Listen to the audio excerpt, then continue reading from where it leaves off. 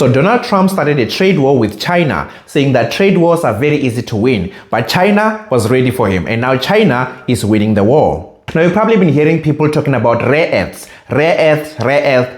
minerals. Now, what are rare earth minerals? Well, rare earth minerals are a group of 17 chemically similar elements that are found in the earth crust. So why are they so important? Now, these elements are able to turn other elements into permanent magnets. And permanent magnets are used in everything, but mostly in the military. All of their weapons which have sensors, they all need magnets. Solar panels, electric vehicles, missiles, wind turbines, satellites, almost every technology that exists today requires a little bit of a magnet, including car seats when they go up or come down, your electric window, when you press it, it goes up and comes down. There's so many magnets in your car, in your phone, in your speaker, in your mics, in almost everything in technology, we need permanent magnets. And the rare earths are essential in that process. How rare are these rare earths? Well, the word itself, rare earth, might be a little bit misleading. Rare earths are found almost everywhere, but they are found in very, very tiny concentrations. But there are countries that have found deposits that offer significant concentrations. These countries include the United States with a small amount, Brazil is also there, Australia, but the country with the biggest deposit is China. So how did the United States end up so reliant on China? Why aren't they just producing their own rare earth minerals? Well, the United States used to. In fact, the United States was the biggest producer of rare earth all the way to the early 2000s. But then something happened in the early 2000s. China entered the game. Now, China discovered its rare earth way before, but at the time, it didn't have the technology or the skills to mine it and refine it. But around the 1980s, they started to see that rare earths might be a very strategic thing to work on. So they started to invest a large amount of money into the mining of it and refining. And in the early 2000s, they got to a point in which they were now a significant producers of rare earth minerals. By 2005, they were kind of at par with the United States, and by the 2010, they had a massive 80% market share of rare earth production. Now, because the United States is a capitalist country, for them it's all about profit and money. So the Chinese were producing these things in a very high amount and a very good quality at a much lower price. So the United States started to close all of its mines and all of its refining capacity. Because why? Why do you have to produce it if China can produce it in a much cheaper way and you can just buy it? Now, the other problem about rare earths is that they are very polluting. They are found with a lot of other heavy metals like uranium and thorium. Now, these are metals in which if they sink into the groundwater or they find their way into the river and people drink it, when they get into a human body, they never leave. So in areas where these things are being mined, in the areas around it, there's a large amount of pollution. So for the United States, it was a win-win. They can buy them cheap. They don't have to pollute the United States. So they closed almost all of their mines except for one.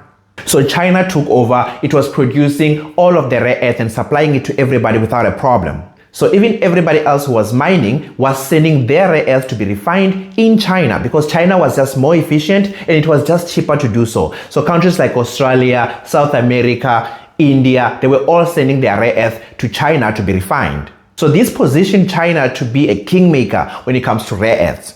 As we speak, China controls about 60% of all the mining of rare earth, but more than 90% of the refining. So even though the United States still had a mine that was digging this from the ground, they were still sending it all the way to China to be refined, and then they will get the final product. And other than that, rare earths require a large amount of energy to refine them. And China has a lot of coal power stations that are able to produce cheap energy. So China had positioned itself in a perfect place. It's not very strict with the pollution of the environment. It has a lot of cheap energy, cheap labor, and it also has a large amount of deposits within its borders.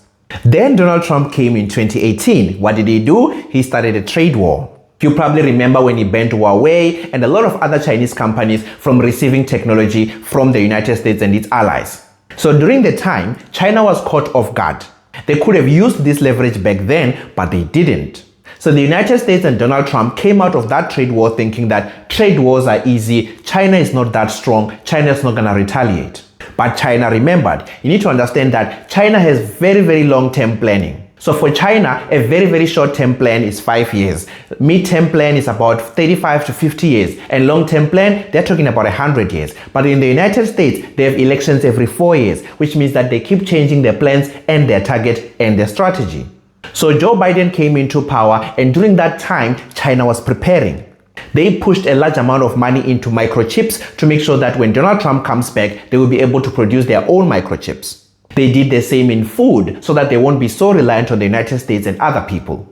And when Donald Trump came back, he thought the China that he was dealing with in 2025 was the same China that he dealt with in 2018. But oh, he was dead wrong. Because the China of 2025 had already secured its food security, it had secured its technology, and now it had leverage that it can use against the United States. Now, we all remember when Trump came out with a large list of countries where he was hitting everybody with tariffs. So the whole strategy with hitting everybody with tariff was all about hitting China. It wasn't really about South Africa, about India, about all of these other countries. It was about hitting China because he understood that China has built production in other countries and it can export those products into the United States, not directly from China. So if the United States can also close these other countries, this will kind of strangle China. But China was ready.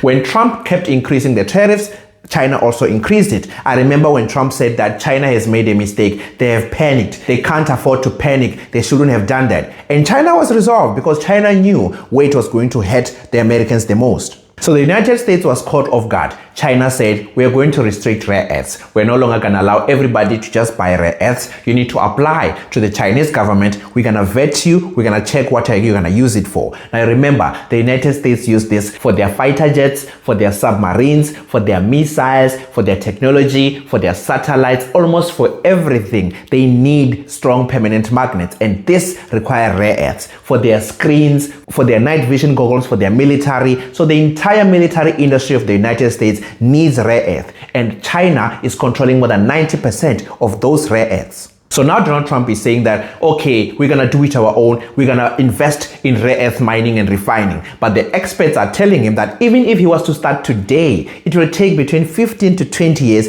just to get the whole process running, without talking about refining. If we are including refining, it will take between 30 and 35 years. Remember, China started in the 80s, it ramped up in the early 2000s, and it's 2025 now. They are controlling the market. So even if the United States was to start today, take out all of the red tape, it will take them up until 2050 to 2060 for them to get to where China is today. And the other thing is that China has all this expertise and it doesn't allow its workers to share this knowledge with the Western countries. The same way that the United States is holding back the knowledge of creating microchips from China, China is saying we're gonna hold the rare earth expertise. So right now the two are going face to face. We're gonna see what's gonna happen. But now the United States is starting to panic. And China knows that when the United States is cornered, when it doesn't know how to win the game that it's playing, it always flips the board and starts a war. So China has been preparing for that too. China has already fielded 3 aircraft carriers and many submarines at a very short amount of time. So China is building up its military to make sure that if the United States realizes that it's winning the global hegemony, being number one, being the most powerful, it's not going to resort to a war to keep its position. So China has been getting ready and getting prepared. So we're going to see how this one goes. If you like this kind of content, please subscribe to my YouTube channel, like and ring that bell so that you don't miss anything when I post. I'm going to be making another video regarding the trade war but coming to food, because there it's a chess game and it's an amazing thing to watch. So I'm going to be breaking that down with you. So please subscribe and I'm going to see you there.